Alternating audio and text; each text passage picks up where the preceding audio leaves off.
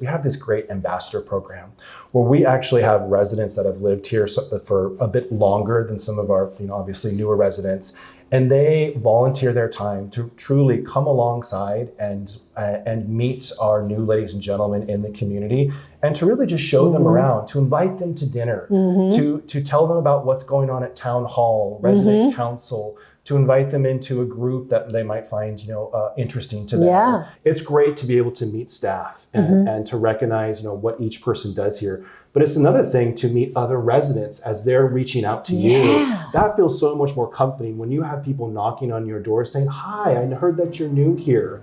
My name's so-and-so. I'd love to just kind of show you around for a little bit."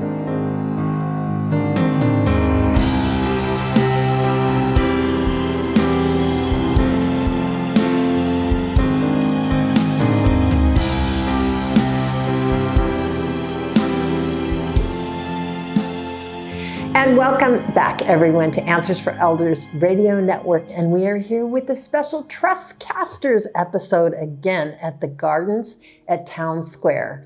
And I'm here with Seth Hutchins, and he is the counselor, background in psychology, and works with the residents in not only this community, but the Lakeshore up on down in Renton.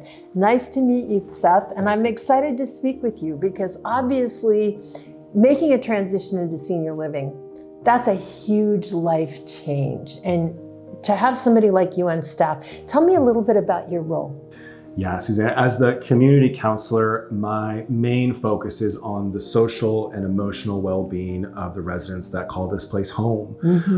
And, especially during those early stages when you're just getting settled into the community, there's so many moving parts. As we know, moving it can be complicated. And so really what I like to do is meet with our kind of new residents as they come into the community to get to know them, to find out, really exactly kind of what their needs are, but to also get them connected with other members on our staff as I get to kind of get familiarized with what their needs might be. And so kind of answering questions, getting them kind of orientated to what's happening in the community. I love going over our beautiful monthly calendar that we have, so they have an idea of all the great events and activities that are taking place. But really just to kind of meet them exactly where they're at. And to hopefully just provide a voice of reassurance in the midst of what can feel like a storm. Absolutely. Just to provide a calm and just a sense of security as they navigate their process. And it's always unique. So really just kind of meeting them where they're at. You saying that, and I go back to my own memories of when I moved my mom into assisted living. She let go of her home. She had to come to where I lived, so she left our hometown behind. There was, she and I at the beginning were not close. She was thrust into my world. She wasn't happy. There was this going on. To have somebody like you would have been amazing in helping us adjust and helping us work together, because I think there's a whole family dynamic there as well, is there not? Absolutely. The family systems are always a unique and often complicated part of the process. You're right, especially in the early stages when you're coming from what might be your home that you've lived in for 30, 40 years. There's downsizing that's taking place. There's a whole lot of transitions that, are happening within the span of just a few short days. And letting go of things, because you've downsized and all of a sudden you're in this situation where, your china and your crystal and all of the, the valuables that they may have had in their world, all of a sudden that's changed. And it's, change is hard for anyone, but now it's like kind of trying to make a shift, especially when you're feeling vulnerable. Maybe you have to move into assisted living because you need more care. And then there's that level of vulnerability, is there not? Absolutely. for most people, I think change is not often met with open arms. And you're right, having to let go of personal belongings, a home that you've lived in for decades. Sure. It's a felt palpable sense of loss. Yeah. And I think recognizing that and our team having an understanding that that's just something that many of our residents are feeling as they're coming into the community. It makes it so much more, apparent and evident that we need to really be providing support as soon as they walk in the door. So all of our directors, take time out of their schedule to make a point to meet with new residents within the first 2 weeks of them being here. That's amazing. So they're getting their questions answered. They're being able to put names to faces. They're just getting acclimated into this whole new scene. Huge. And when I think about if somebody's from the outside looking in, as they're going to be watching these videos, I think a big question they have in the back of their mind is, will I fit in? Yeah. What if they don't like me? What if I, those kind of feelings of everything's new. Tell me a little bit about that process and what that happened. We've all probably experienced the feeling of being the new kid at school, right? Yeah. Walking into the lunchroom with maybe not knowing anybody. And that's a very powerful feeling. We're cognizant to that. And we have a lot of great programs to help, I think, smooth that transition to make it a successful one. I'd love to share about just a few of our programs that we offer here. The most powerful program here that I've seen is we have this great ambassador program where we actually have residents that have lived here for a bit longer than some of our, obviously newer residents. And they volunteer their time to truly come alongside and meet our new ladies and gentlemen in the community, and to really just show them around, to invite them to dinner, to tell them about what's going on at town hall, resident council, to invite them into a group that they might find, interesting to them. Yeah. And so truly walking alongside them for the first, month or so as they're just kind of getting familiarized with this whole new, way of life. And I have found that to be a really, powerful support tool for our new residents. Absolutely. So you actually feel like you're meeting a friend organically through the community. It's great to be able to meet staff and to recognize, what each person does here. But it's another thing to meet other residents as they're reaching out to you. That feels so much more comforting when you have people knocking on your door saying, "Hi, I heard that you're new here. My name's so-and-so. I'd love to just kind of show you around for a little bit." Yeah, and that's one of the things in interviewing your other residents.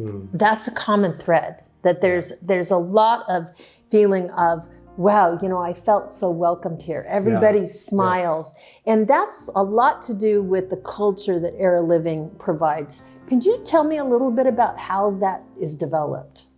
Yeah, well, it all ties back to the Era Living mission statement, which is to respect and honor older adults by enhancing the quality of their lives. Now, each of our directors, we perform that and execute that in a very distinct way.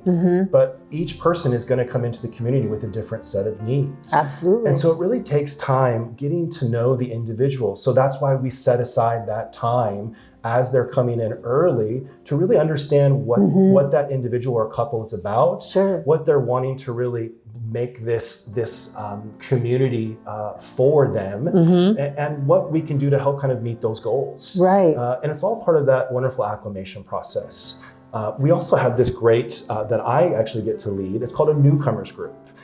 It's a fun social gathering that we do on an ongoing basis, where all of our new residents are invited to basically this great happy hour, where we're having appetizers, wine, we're having entertainment, but on top of that, we're having our directors basically be kind of momentary keynote speakers, where again they're getting an opportunity for FaceTime, right? Answering questions, because in the beginning stages, there's so much happening that you don't know exactly what questions you're going to ask or need answers to, and perhaps a little bit later on. Right. So having that opportunity to come back and once again get FaceTime with with our leadership team, but to also, more importantly, to socialize and to meet other people that might be new in the community, to also get to mingle with other residents that are just kind of coming just for the drinks and appetizers. Yeah, exactly. Right. It's a great opportunity just for socialization, but for again education as well. And socialization is so important. I mean, one of the things I think that we think about, it's not that important, but it really is. Absolutely. Could you kind of speak to that piece? Yeah, socialization is paramount to our mental well-being. I think each of us have a different capacity as far as for what we need for that social element.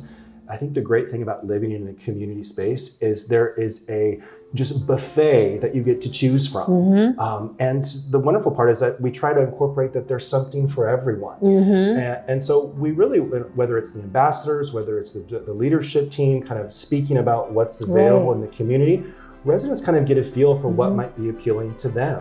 And so they get to, in their own time, kind of pick and choose and begin to kind of experience all the great activities, groups, and speakers that are happening right within their own home. And so, every person's, like I said, need is different, and there's no quota that someone needs to fill, but we want our residents to know that it's available to them. And as a counselor, obviously a senior is going to go through numerous crossroads in their lives, whether it's health issues, whether it's grief or loss of a loved one. I'm assuming you're involved in a lot of those types of scenarios. I am. I absolutely am. And you hit the nail on the head. Oftentimes there are many different feelings of loss that an individual might experience at this particular age in life. And we recognize that. And we do offer a variety of different support groups on an ongoing basis here in the community that I have the pleasure of leading.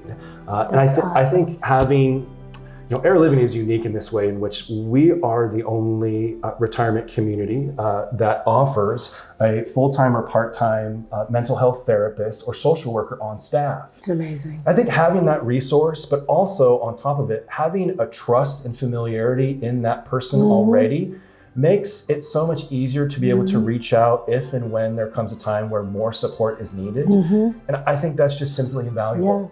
Well, and for the family, Absolutely. I mean, I can only speak from my own experience. When my mom moved into senior living, she was calling me every day because there was this reticence about integrating into the community. And I was actually keeping her from doing that because I was trying to be the super daughter and help her, but really what I was doing is hindering her. If she would have had somebody like you that would help her in adjustment, what a difference that would have made. I think so. And along with the residential support, a lot of the support we provide is for the families. That's amazing. Right. This is all a new process for them as well too. And so there's lots of feelings, emotions, as well as questions about what can I do to help support my loved one? How are they doing? What is your team doing to help support them? And so again, being a point of contact, being a trusted reference that families and residents feel safe with, it makes that process so much smoother. Yeah. So Seth, if you had any advice for someone that's looking for their loved one, what would you share? Well, I've been with this company for 10 years, and every experience, every resident is unique. I think number one, asking lots of questions, doing your own research is incredibly important, just so that you have an awareness of what is being offered and what is going to be most important to you. And as far as what your home is going to be able to offer you. Right. Secondly, is to start your research process early so that you can also get in early.